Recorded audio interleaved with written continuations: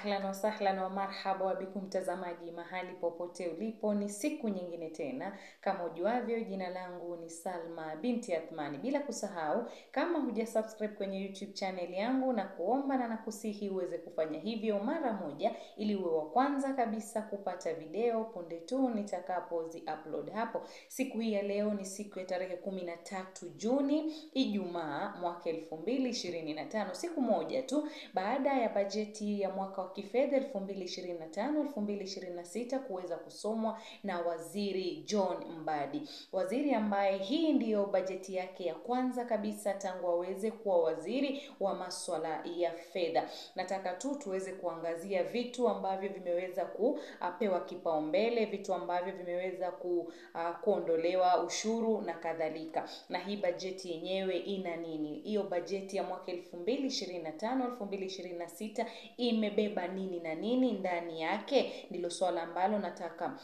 tuweze kuliangazia siku hii ya leo.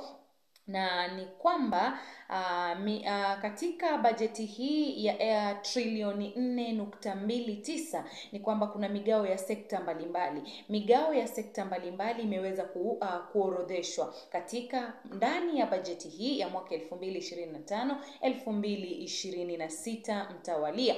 Masuala ya elimu yameweza kupewa mgao wa shilingi bilioni 658.4, yani 658.4 billion shillings. Huo ni mgao ambao umeweza kuenda katika masuala ya elimu. Na vile vile pia masuala ya usalama yameweza kupewa mgao wa shilingi bilioni 464.9, 464.9 billion. Miundo msingi, masuala ya ujenzi wa barabara, masuala ya ujenzi miundo msingi katika taifa hili la Kenya imeweza kupewa mgao wa bilioni 318.1, 318.1 billion shillings, masuala ya miundo msingi. Na vile vile kitengo cha afya kimeweza kupewa mgao wa shilingi bilioni 133.4, 133.4 billion. Hiyo 133.4 billion imeweza kupewa kitengo hiki cha afya ama sekta ya afya. Vile vile pia masuala ya kilimo yameweza kutengewa shilingi bilioni 47.6, 47.6 billion zimeweza kuenda katika masuala ya kilimo. Makazi na ustawi wa miji imeweza kutengewa bilioni 20.2, 20.2 billion katika makazi na ustawi wa miji, yani maendeleo ya miji. Kama vile tunajua kuna mji wa Mombasa, kuna mji wa Kisumu, kuna mji wa Nakuru, kuna jiji la Nairobi. Katika masuala ya ustawishaji wa hiyo miji yameweza kutengewa shilingi bilioni 20.2. Teknolojia, habari na mawasiliano yameweza kupewa shilingi bilioni 12.7 katika masuala ya teknolojia na mawasiliano. Tunajua we live in a global world which is in the hand of this path. Kwa hivyo tunajua kwamba katika kitengo hicho cha teknolojia na habari imeweza kutengewa shilingi bilioni 12.7. Sekta ya utengezaji wa viwanda, sekta ya utengezaji na viwanda imeweza kutengewa shilingi bilioni 18.0. Migao ya uhifadhi wa mazingira na mali asili ni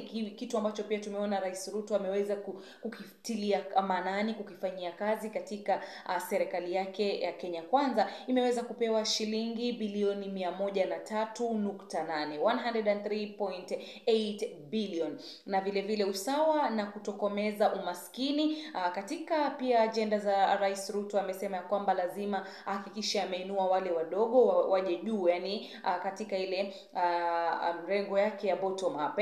Kwa hivyo katika usawa na kutokomeza umaskini imeweza kupewa bilioni 105.6.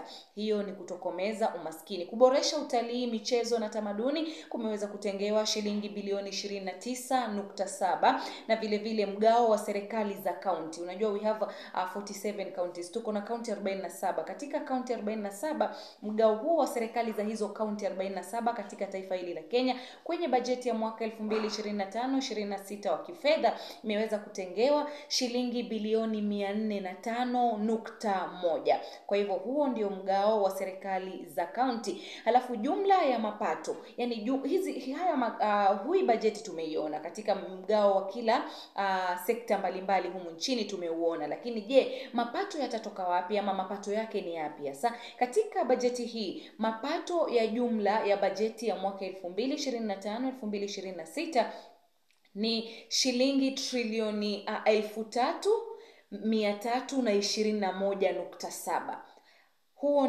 Hiyo ndio jumla ya mapato ya bajeti ya makadirio ya hii bajeti ya mwaka 2025-2026, yani shilingi trilioni 3,321.7. Lakini je, zitajaa vipi? Unajua katika mapato tuko na hiyo trilioni 3,321.7, lakini kuna mikopo ambao mikopo imepewa bilioni 46.9. Kwa hivyo lazima kukopwe ndio tuweze kujumlisha haya mapato kuweza kukamilisha hii bajeti ya mwaka 2025-2026. Kwa hivyo mikopo ni bilioni 46.9, na upungufu ambapo kutakuwa kumepungua utakuwa ni shilingi bilioni 923.2. Kwa hivyo hapo ndipo jumla ya mapato pale kwenye mikopo na upungufu. Kwa hivyo tukikopa tutajaza tuweze kuweza kukamilisha haya makadirio ya bajeti wa mwaka 2025-2026 mtawalia.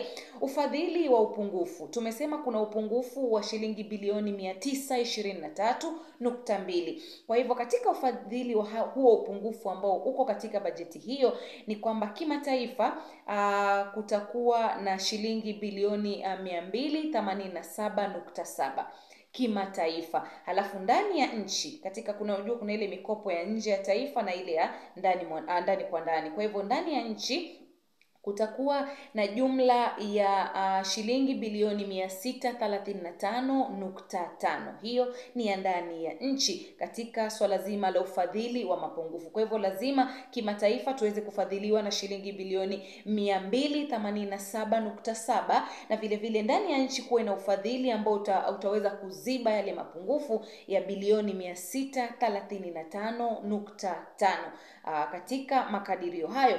Na bajeti hii ya mwaka huu ambao tumeweza kuzungumza katika migao ya sekta mbalimbali na vile vile pale kwenye upungufu na pale ambapo tunahitaji kukopa, bajeti hii washindi yani waliozoa vitu vingi na vizuri katika bajeti hii ni wafanyabiashara wa ngozi ambao nafuu ya ushuru wa kemikali za ngozi zimepunguzwa. Yani Waziri Mbadi amesema ya kwamba hii ni tamu chungu ya ile bajeti. Kwa hivyo kuna wale ambao wamepata tamu na kuna wale ambao wamepata uchungu. Kwa hivyo wale ambao wamepata tamu ni kama vile wafanyabiashara wa ngozi ambapo kuna nafuu kwa sababu ushuru wa kemikali zile za kutengeza ngozi zimeweza kupunguzwa, na vile vile pia nafuu kwa wanaojenga nyumba. Kama wewe unajenga nyumba umeweza kupata nafuu katika bajeti hii kwa sababu kwa wajenzi wa nyumba na wanunuzi kupata nafuu ya ushuru. Kwa hivyo kutakuwa ushuru wa kujenga nyumba na ushuru wa kununua nyumba umeweza kupunguzwa ndani ya bajeti hii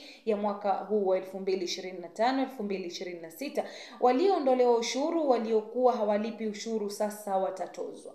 Wale ambao walikuwa hawalipi ushuru sasa lazima walipe ushuru. Mbadi ameongeza ushuru kwa bidhaa ya anasa kama vile vileo ama maswala haya ya pombe. Kwa hivyo hivi pombe itakuwa na ushuru zaidi. Washindi waagizaji mchele, ushuru wa 35% umepunguzwa kwa wale ambao wanaagiza mchele kutoka mataifa ya nje. Kwa hivyo wale wafanyabiashara wa mchele wamepata afueni baada ya ushuru wa 35% kuweza kupunguzwa katika bajeti hii ya mwaka huu na mwaka ujao wa kifedha mtawalia. Wajenzi, ushuru wa nyumba umepunguzwa, bei ya vyuma pia imeweza kupunguzwa.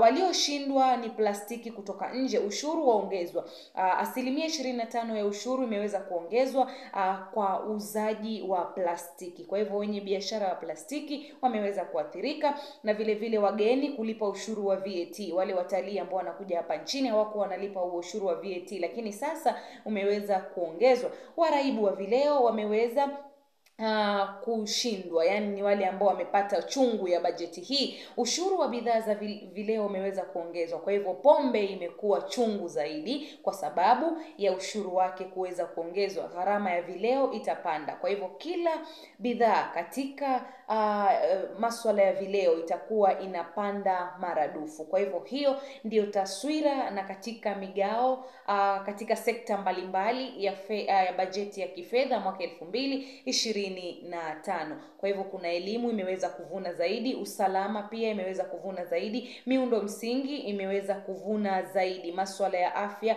yakafuata, ufadhili wa mazingira na mali asili, kutokomeza umaskini, na vile vile mgao wa serikali za kaunti pia umeweza kuvuna zaidi, huku tukihitaji kukopa zaidi ya takriban shilingi bilioni 46 ili kuweza kujaza mapato yetu katika kusawazisha bajeti ya mwaka 2025-2026. Mtazamaji wangu mpendwa, hiyo ni bajeti ambayo imeweza kusubiriwa kwa hamu na ghamu, lakini hatimaye imeweza kusomwa jana na waziri wa fedha John Mbadi. Kwa hivyo wale ambao wameweza kuumia ni wale wanunuzi wa pombe, wageni humu nchini kulipia VAT na vile vile masuala mengine, lakini wale masuala ya elimu imeweza kupewa kipaumbele, masuala ya kaunti, mgao wa kaunti na kadhalika. Na wale watengezaji, wafanyi biashara wa ngozi wamepata nafuu, wanunuzi wa nyumba na wajenzi wa nyumba pia wamepata nafuu. Waliokuwa hawalipi ushuru hivi sasa watakuwa wanalipa ushuru. Hiyo ni taswira tu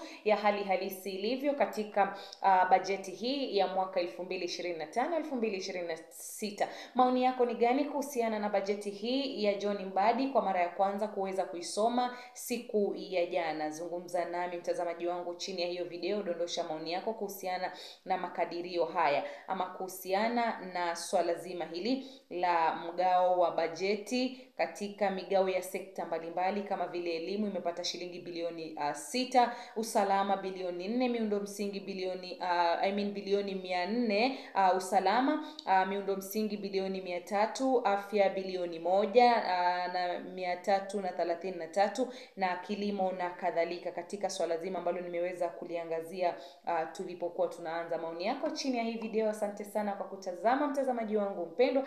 Hadi siku nyingine, na kutakia utazamaji mwema wa YouTube channel yangu.